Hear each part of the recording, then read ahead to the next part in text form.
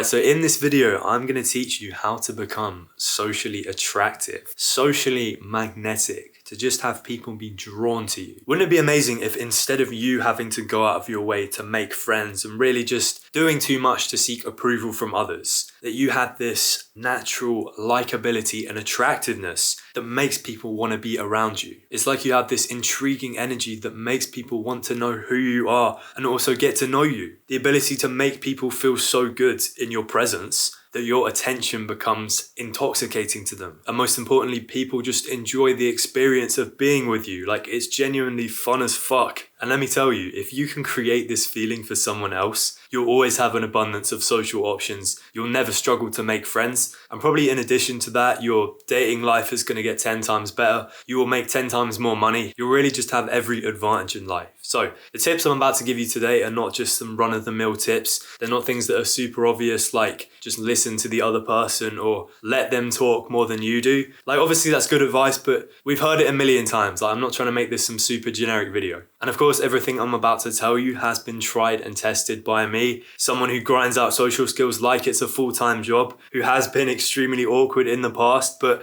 has since become a much more confident individual. Okay, so I'm going to teach you 3 simple ways to become socially attractive. So this first tip is something that's allowed me to become a social chameleon, to chill with any type of person, to make friends with any group that I choose. And this is a technique called mirroring. So mirroring is a technique where you subtly copy someone else's behavior in a conversation. So that could be their body language, it could be their tone of voice, it could be their overall emotional state. And you're probably thinking that just sounds weird, like why the fuck would I want to do that? They're gonna think I'm a freak. But I'll hold you there because this is something you're probably already doing without realizing. When you're having a very good conversation, when you find yourself agreeing a lot with someone else, or really just in the presence of someone you trust, you will naturally mirror their behavior to an extent. So a good example of this is when someone else is telling you a story. Let's say they're getting to a good bit or like the climax of the story. They start leaning in towards you, and without you even realizing, you're leaning in forward as well. Like, you're closing the distance as a sign that this story is about to get exciting. And another thing I've picked up on that I do is when I'm talking to someone, if they start smiling, maybe like in anticipation of something they're about to say, I automatically start smiling as well. Like, I don't even know what's about to come out of their mouth, but I just assume it's something good.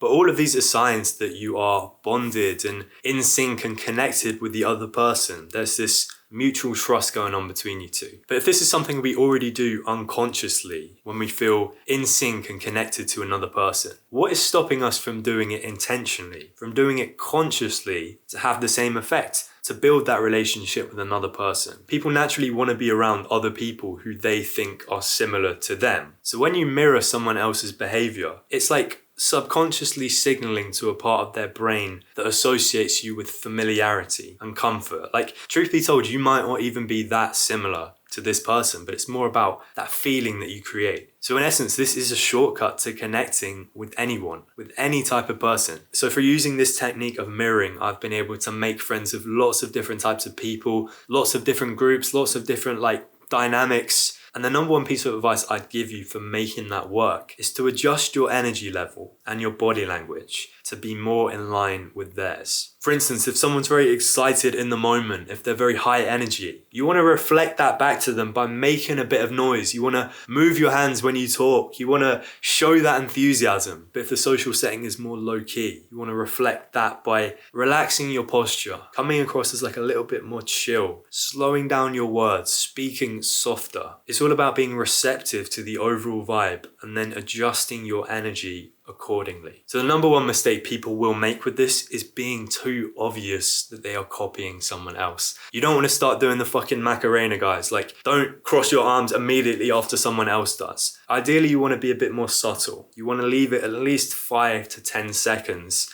before you get back in sync with what they're doing. And another mistake people will make is straying too far outside of their natural personality or being a little bit fake. Like, for instance, if you are a bit more introverted and the person you're trying to mirror is a very high energy, enthusiastic person, you don't want to copy them like for like. You kind of want to do it in your own way. Just tone up your usual amount of energy. You want to feel like it's something you can sustainably do rather than just being someone who you're not. You also want to make sure you're showing genuine empathy for them as well. Like, rather than faking a particular emotional state, you want to be there, like present and experiencing it with them. You want to feel excited when they feel excited. You want to be sensitive when they're feeling sad. And over time, you will develop this ability to read people's emotional states and energy. And if you can successfully reflect that back to them, if you can show that sensitivity, you'll find people naturally are more trusting, that they'll open up to you without you really having to do much. And that's where true connections are made.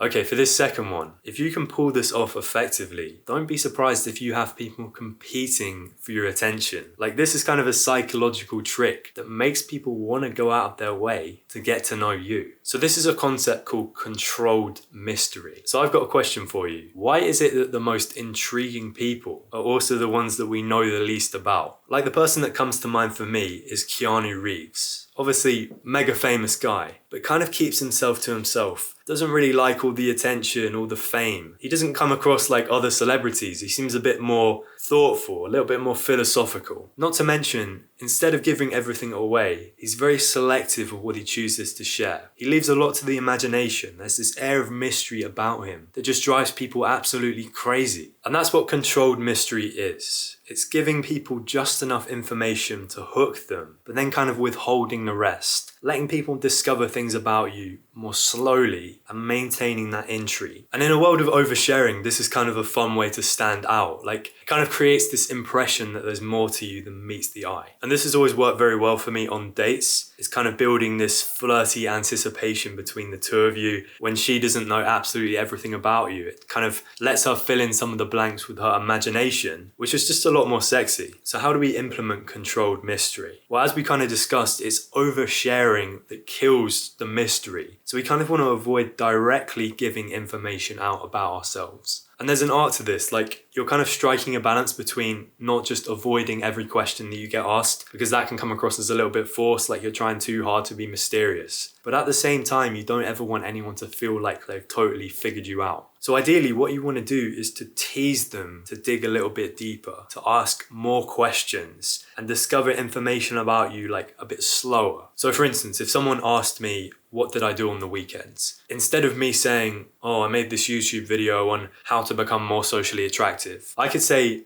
I was making this YouTube video that really challenged me to think about how I connect with people. Or instead of me saying, I went to London with my brother, we went bowling, then we went to see a film, then we had some food, blah, blah, blah. It could be something along the lines of, we had a spontaneous day out in the city. We got lost, but we actually ended up having the best time. I hope you can see the difference there. Like, the second version leaves them wanting more. It sets you up to tell a killer story and for them to ask you more questions. And it also supports this idea of revealing information a little bit more slowly. And in general, it's always going to help if you have a more interesting life, that you have some hobbies that you can talk about. But a big mistake I see people making is bragging too much about their achievements. I know some guys, and this is especially around girls, they'll list out all their achievements like it's a fucking sales pitch, like they're selling to the girl, and it just reeks of insecurity. A good rule of thumb is always, instead of telling someone, you want to show them. When it comes to your job, instead of bragging about how much money you make, if someone asks you, just tell them what you do. Tell them that you love your job, if that's the case. Instead of talking about the money itself, talk about the experiences that that money has allowed you to have. Or if you want people to know about it, do it in a much more subtle way. Do it through quiet generosity, like when you're out with your friends or something, you're all having a meal. Just be the guy who quietly picks up the check. Like, guys, I got it. Show them with your actions. Like, that is much more classy and becoming than just going on a rant about how much money you make or what car you drive. And plus, if you're actually good at something, if you actually have all these achievements, at some point or other, someone else is going to bring it up. Someone else is going to praise you. And that just comes across as way more genuine and humble. It's going to have people thinking, what else is he hiding but is too humble to talk about? So to reiterate, avoid oversharing or directly giving out too much information about yourself. Definitely do not brag about your achievements. Instead, you want to prompt people to ask questions and dig deeper about you. You want to show instead of tell, and you want to let other people talk about you. All right, so third thing. When I was younger, all I ever really wanted was to fit in with my group of friends. Like, my biggest fear was being cast out and just having nowhere to go at lunch, having to eat on my own. So I think what I realized quite quickly was it's much easier to agree with something that you actually don't agree with than getting into an argument, than having to defend your opinion. So I kind of got into the habit of being a bit of a people pleaser, never challenging or disagreeing with anyone in my group. But you know what? Surprisingly, that didn't make me any more likable. I think on a couple of occasions, people actually told me I was boring to my face. And that's because no one likes a yes man. Yes men just come across as weak and scared,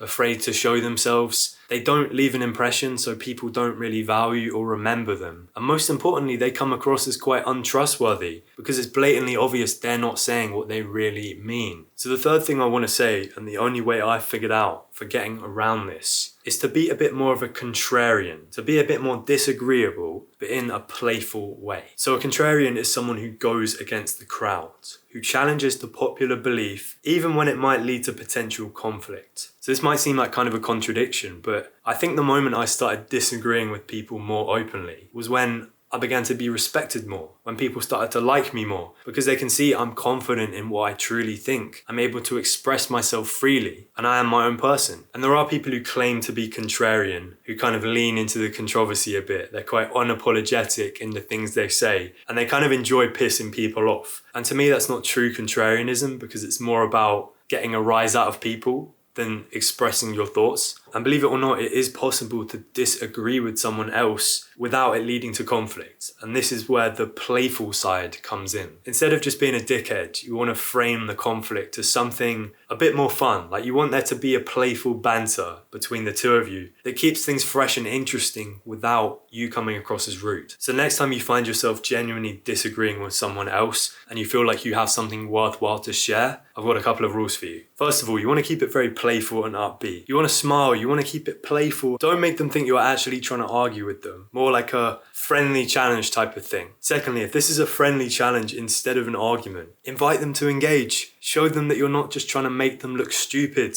Ask questions to help them explain what they mean. And finally, know when to dial it back. First of all, I wouldn't even attempt this if it was something too personal or maybe even political. Like, I wouldn't even go there. But if they look like they're not in the mood to joke around or even be challenged, even if it's in a friendly way, I just back off a little bit. I keep the conversation moving forward, maybe just laugh it off. Because while it's fine to risk being disagreeable, you aren't intentionally going out of your way to hurt someone's feelings. You're not those twats who just lean into the controversy. You're better than that. I've said it so many times in my videos, never hide your authentic self. It is perfectly fine to be a contrarian from time to time, because it not only shows that you are your own person, that you are an independent thinker, but it also makes your conversations 10 times more memorable and enjoyable for both of you. So thanks for watching all the way to the end. If you're looking for more practical social skills advice, just like everything you've seen in this video today, I'd highly recommend joining my Discord server from the link in the description. It's the perfect place to come and work on your social skills, level up your social life, meet other like-minded people who genuinely want to see you succeed. Like, I'm not just kidding. This is an incredibly supportive place for leveling up in any realm of life, to be honest. And I'm going to be there to help you one-to-one with any problem that you're currently experiencing. You've also got an entire network that we can call on if you need extra help with anything. So it is a win-win situation for both of us. But that is all from me today, bro. I will see you